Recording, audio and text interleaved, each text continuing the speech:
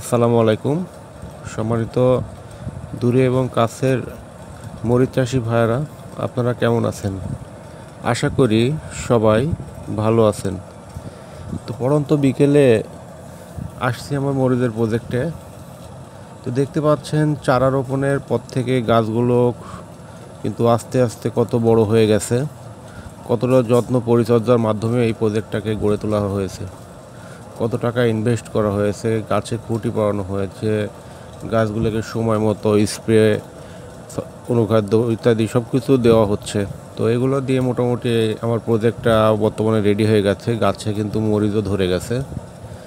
তো মরিচ ধরে গেছে, তারপরেও কিন্তু মনের মধ্যে একটি টেনশন রয়ে গেছে। কারণ বর্তমান বাজার প্রেক্ষাপট হিসাব করতে গেলে এখন মরিচের যে দাম, এখন মরিচ তোলার লেবারের খরচ তোলায় কিন্তু বর্তমান মরিচ বিক্রি করে তোলা সম্ভব না। কারণ প্রত্যেক দিন বাজার কমতেই আছে। তো এই হলো আমার মরিচের প্রজেক্টের অবস্থান।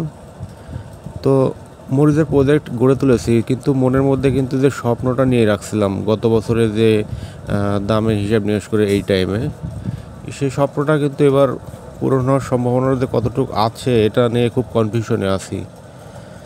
তো গত বছর কিন্তু এই টাইমে মোটামুটি মরিচের দাম কিন্তু কিছুটা উঠে গেছিলো, মানে চলার মতন একটা পরিবেশ আসছিল। কিন্তু এবছরে একবারে খুবই খারাপ অবস্থা। প্রতিনিয়ত বাজার কমতেই আছে। কারণ 1 কেজি মরিচ উঠাতে লেবার খরচ যায় প্রায় আপনার হলো 8 থেকে 10 টাকা কেজি। মরিচ উঠাতে লেবার খরচ যায়। তারপর আপনার বাজারে ভ্যান ভাড়া আছে ইত্যাদি খরচ হিসাব নিকাশ করতে গেলে বর্তমান যে দাম বাজারের মরিচের, সেই দামের কিন্তু মরিচ বিক্রি করলে প্রত্যেকটা কৃষকের কিন্তু লাভ হওয়ার সম্ভাবনা খুবই কম।